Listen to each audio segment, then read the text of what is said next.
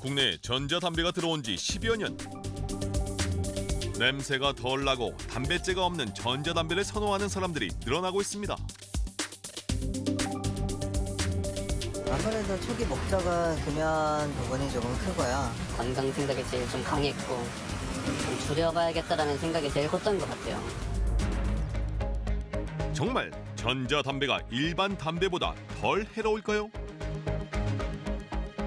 정확하게는 모르고 대략적으로 유해성 물질이 뭐 몇 퍼센트 줄었다. 그냥 대략적인 수치 정도만 알고 있습니다. 아니요, 정확하게 고지도 안 돼 있을 뿐더러 정확한 수치는 모르겠습니다. 유해성, 미세먼지, 관련 세금 등으로 뜨거운 이슈가 되고 있는 전자담배.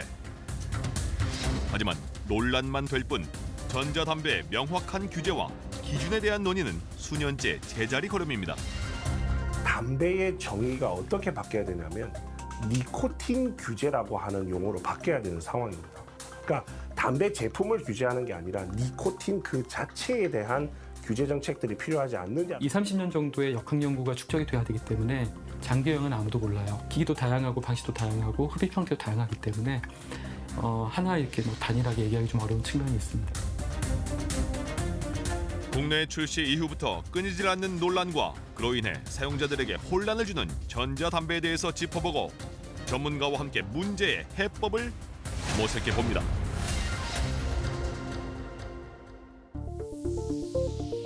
연초만 피우던 시대에 갑자기 등장한 전자담배. 전자담배란 정확하게 어떤 걸 말하는 걸까요? 전자담배란 전기를 이용해 발생시킨 증기를 흡입하는 방식의 담배를 말합니다. 흔히 전자담배는 니코틴 용액을 사용하는 액상형과 압축한 담뱃잎을 가열하는 권련형 이 두 가지로 알려져 있는데요.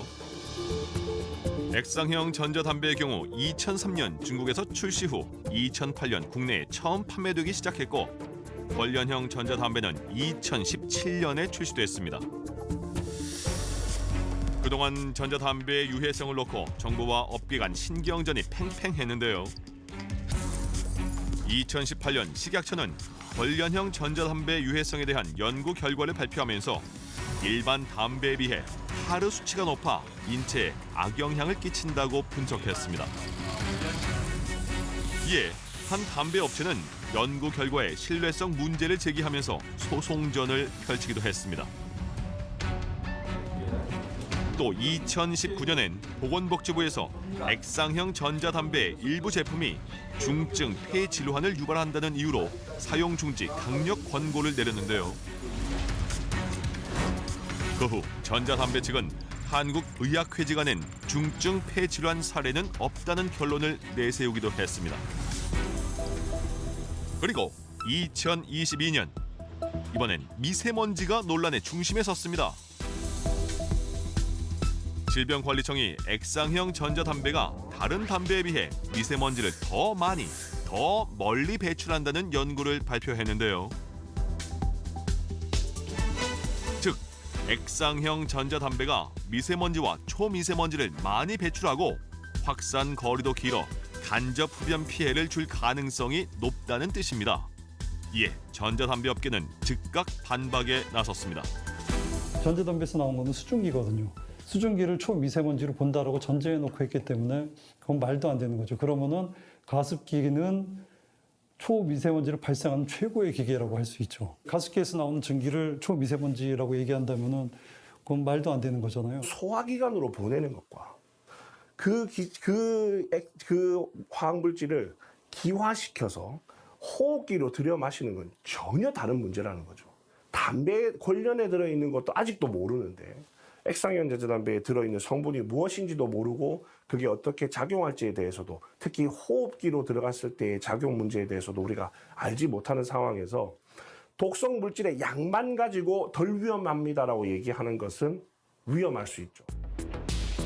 지난 3월 우리나라 국회에서 담배에 포함된 유해 성분을 구체적으로 공개하자는 법안이 나왔습니다.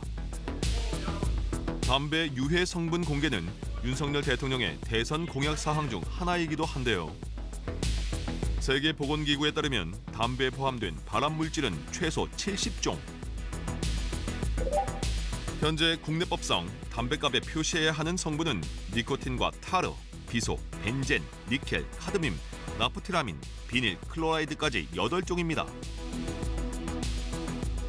하지만 담배 회사가 이외에 다른 성분을 제출하고 공개할 의무가 없는 겁니다. 우리나라와 달리 미국에서는 2009년부터 관련 법안을 시행해 담배를 만들 때 사용한 모든 재료와 성분의 목록을 정부에 제출하도록 하고 있는데요. 이는 영국, 캐나다, 호주 등도 마찬가지입니다. 대한민국에 판매되고 있는 제품들 중에서 특히 사람이 먹는 제품들 중에서 성분 표기 안 돼 있는 게 어디 있습니까? 하다못해 저기 토마토 케찹을 사도 뒤에 돌리면 성분 표시가 빼곡하게 쓰여져 있는데 담배는 고작 니코틴 타르의 함량, 그다음에 6개 발암물질, 그것만 표기가 돼 있습니다. 심지어 함량이 아니라 이름만 쓰여져 있습니다. 그건 너무나 잘못돼도 크게 잘못된 일이죠. 담배 유해성 관리에 관한 법률안은 우리나라가 담배 국제적 규제 기준을 준수하도록 한 것이 주 내용입니다. 법안의 핵심은 담배에서 발생하는 유해 물질의 목록과 함량을 모두 공개하도록 하는데요. 누구든 담배 성분 정보를 확인할 수 있도록 하는 겁니다. 저희가 대책을 마련하려면은 정확한 현재 사태를 현상을 알아야 되기 때문에 정확하게 이제 통계부터 잡을 수 있으면 좋겠습니다. 먼저 제대로 법령을 규정하고 제정하고 이걸 이제 모니터링하는 게 필요한데요. 이 법안은 보건복지위원회에서 통과됐지만 또 다른 법안인 담배사업법 개정안이 등장하면서 유보됐습니다. 담배 사업이나 관리를 담당하는 기획재정부가 반대하면서 담배 관련 규제는 복지부가 아닌 기획재정부에서 맡아야 한다고 입장을 밝힌 겁니다. 결국 양쪽이 담배 관리 주체를 놓고 합의를 보지 못해 법안이 표류 중입니다. 그러는 사이 2022년 담배 판매량은 36억 3천만 갑으로 코로나19 이전인 2019년 담배 판매량보다 5.3% 증가한 것으로 나타나는데요. 그중 일반 담배 판매량은 1.8% 감소했지만 관련형 전자담배 판매량은 무려 21.3%나 증가했습니다. 관련형 전자담배 판매 비중은 2017년 2.2%에서 2018년 9.6%로 빠르게 증가했고 2021년까지도 매해 증가세를 보이고 있습니다. 국내 전자담배 논란은 세금 문제로까지 이어지고 있습니다. 4,500원인 일반 담배의 경우 담배 소비세 1,007원, 지방교육세 443원, 개별 소비세 594원 등 총 3,323원입니다. 담배 가격 중 73.8%가 세금인데요. 일반 담배와 같은 가격인 관련형 전자담배의 세금은 담배 소비세 897원, 지방교육세 395원, 개별 소비세 529원 등 일반 담배보다 적은 3,004원입니다. 액상형 전자담배는 판매 형태가 다양하기 때문에 대략 밀리리터당 1,799원의 세금을 부과합니다. 굉장히 높죠. 그래서 예전에는 우리가 전매청이라는 게 있었잖아요. 전매청이 국가기관이었잖아요. 거기서 담배 사업을 했고 그게 이제 담배인상공사로 바뀌었다가 지금은 민간기업인 KTNG로 바뀌었는데 예전에 우리가 지금보다 훨씬 발달이 더 됐으니까 담배 수입이 큰 이제 국고 수입의 일부였고요. 지금도 그래서 이 담배에서 걷어지는 세금이 사실은 뭐 전체 담배 판매량의 80%가 세금이니까 상당히 국가의 주요한 수입원이죠. 전자담배 과세를 하고 있는 나라가 전 세계에 5%도 안 됩니다. 그 중에서도 과세하는 나라 중에서도 우리나라가 세계 1위고 2위보다는 3.5배가 더 높은 세금을 부과를 하고 있는 거고요. 예를 들어서 이렇게 요만한 30ml 정도 되는 액상병 하나가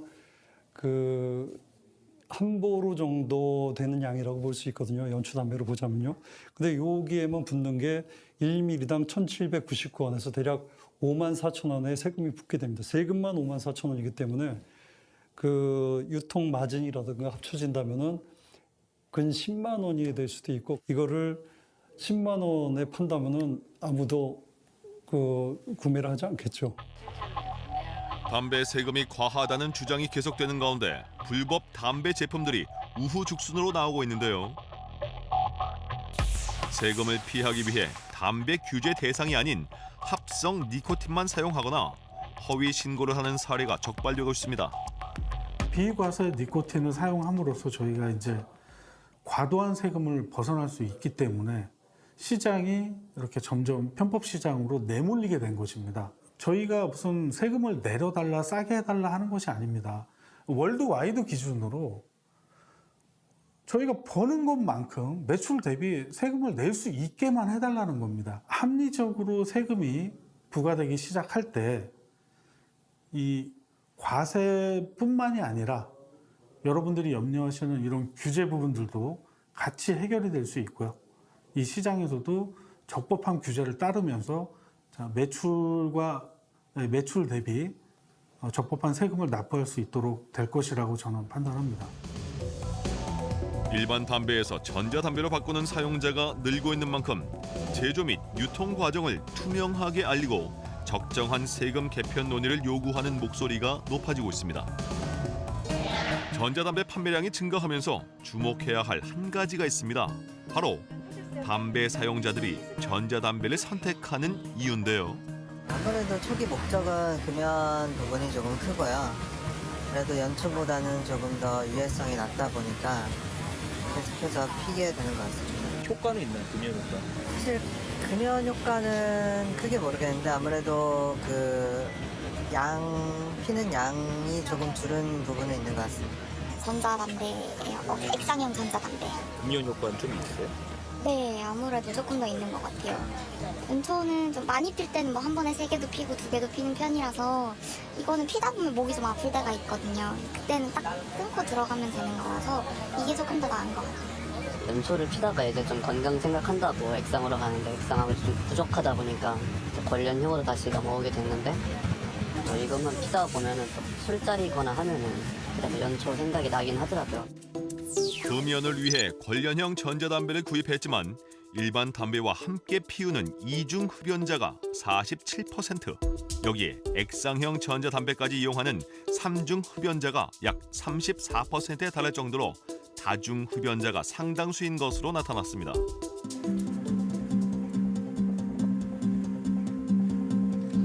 직장인 이정수 씨 역시 마찬가지입니다. 일반 담배와 관련형 전자담배 두 가지를 번갈아 사용하고 있는데요. 바깥에선 일반 담배를, 실내에선 비교적 냄새가 덜 나는 전자담배를 피우고 있습니다. 전자담배를 핀다는 게 흡연자들한테는 약간 장소나 상황 때문에 피게 되는 경우가 많다고 생각이 들어요.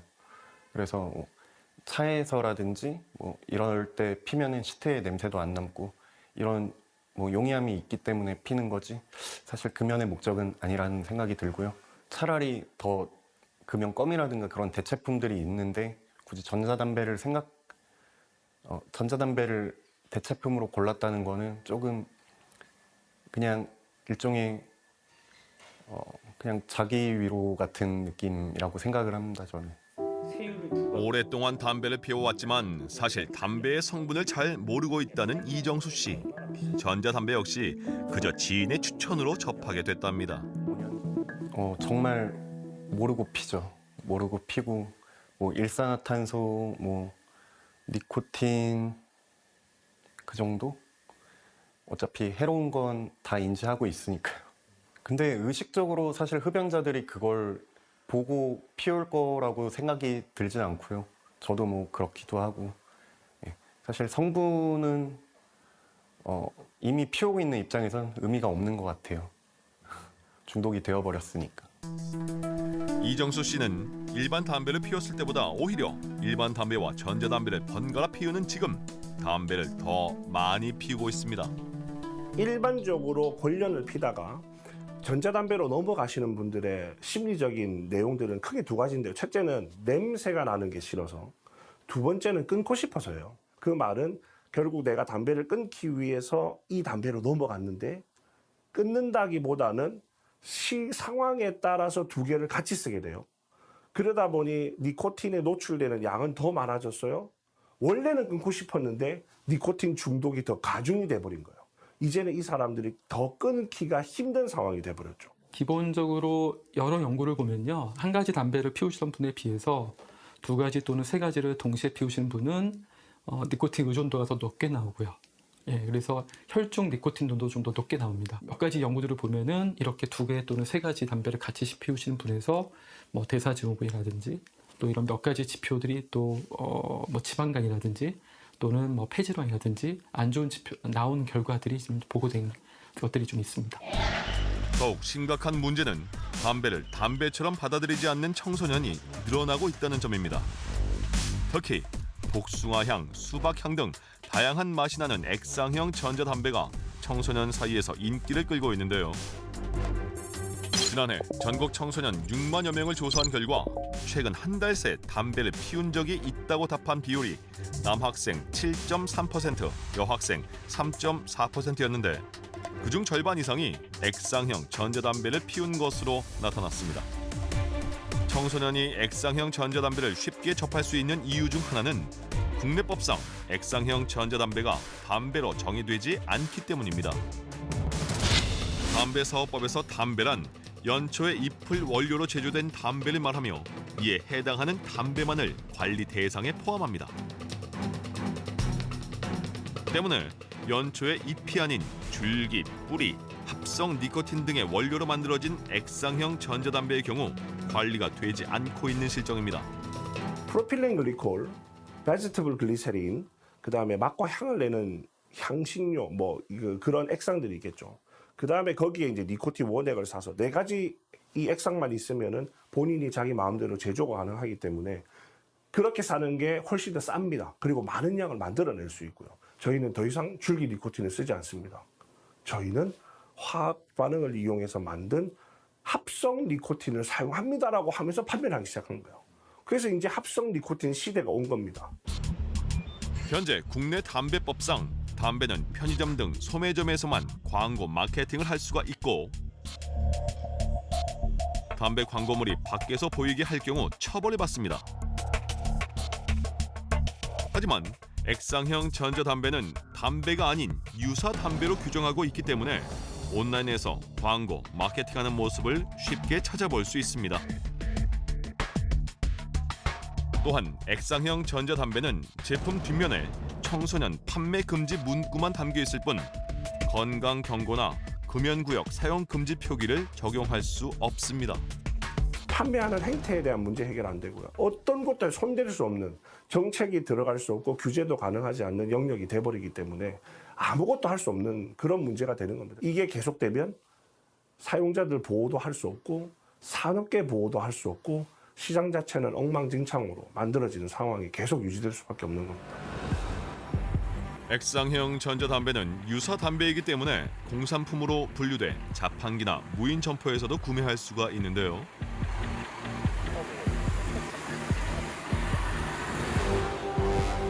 이렇게 젊은 층이 많이 있는 도심 번화가마다 무인 전자담배 매장을 쉽게 볼 수가 있습니다. 신분증이 있어야 전자담배를 살 수 있지만 다른 사람의 신분증을 갖고 있다 해도 걸러낼 방법이 없습니다. 심지어 최근엔 중고등학생 등 미성년자에게 합성 대마를 전자담배라고 속여 피우게 하는 사건도 발생했는데요. 전자담배 형태로 흡입이 가능한 신종 마약까지 퍼지고 있습니다.